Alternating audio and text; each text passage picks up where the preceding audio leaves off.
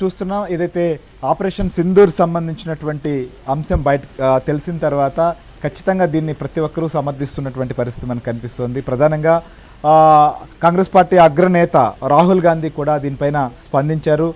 తొలి నుంచి కూడా ఈ అంశంలో ఆయన స్పందిస్తూనే ఉన్నారు. మన సాయుధ దళాలు ఏదైతే చూపిన చొరవకు గర్విస్తున్నాను, ఆయన జై హింద్ అని కూడా పోస్ట్ చేసినటువంటి పరిస్థితి.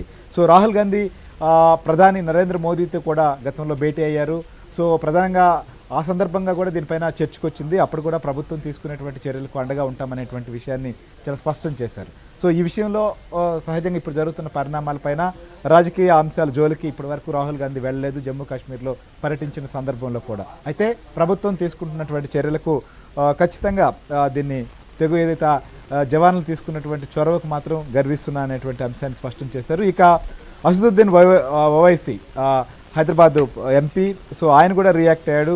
పాకిస్తాన్లోని ఉగ్ర స్థావరాలపై భారత్ చేసిన మెరుపు దాడిని స్వాగతిస్తున్న పహల్గాం లాంటి దుర్ఘటనలు జరగకుండా సరైనటువంటి గుణపాఠం చెప్పారు. పాకిస్తాన్ ప్రభుత్వం పాకిస్తాన్లో ఉగ్రభూతాన్ని తరిమి కొట్టాల్సిందే, జై హింద్ అంటూ కూడా అసదుద్దీన్ ఓవైసీ కూడా రియాక్ట్ అయినటువంటి పరిస్థితి. ఇంతో పాటుగా ఇప్పటికే అంటే ఈ దాడి జరిగినటువంటి కొన్ని నిమిషాలకే ఆంధ్రప్రదేశ్ ముఖ్యమంత్రి నారా చంద్రబాబు నాయుడు జై హింద్ అంటూ కూడా సపోర్టుగా ఆయన కూడా ట్వీట్ చేశారు. ఈ యొక్క చర్యను కూడా వారు స్వాగతించినటువంటి పరిస్థితి, ఖచ్చితంగా బుద్ధి చెప్పాల్సింది అనేటువంటి విషయాన్ని స్పష్టం చేశారు. ఇక తెలంగాణ ముఖ్యమంత్రి రేవంత్ రెడ్డి కూడా కేంద్ర ప్రభుత్వం తీసుకున్నటువంటి చర్యలను స్వాగతించారు.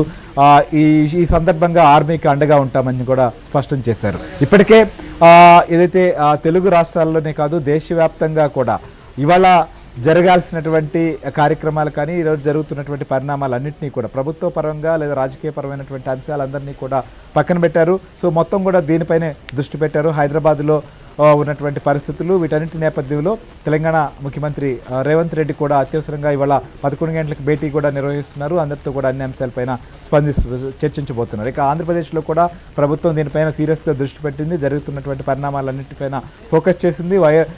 వైజాగ్ కావచ్చు, కొన్ని ఇంపార్టెంట్ లొకేషన్స్ ఉన్నటువంటి నేపథ్యం, వీటన్నింటినీ దృష్టిలో పెట్టుకొని కూడా వీటిని సమీక్షిస్తున్నారు. ఇక రాజకీయ రంగ ప్రముఖులే కాదు సినీ రంగ ప్రముఖులు కూడా దీనిపైన స్పందిస్తున్నారు. మెగాస్టార్ చిరంజీవి కూడా జై హింద్ అంటూ పోస్ట్ పెట్టారు. భారత సైన్యం తీసుకున్నటువంటి చర్యలను కూడా స్వాగతించారు. అలానే ఆనంద్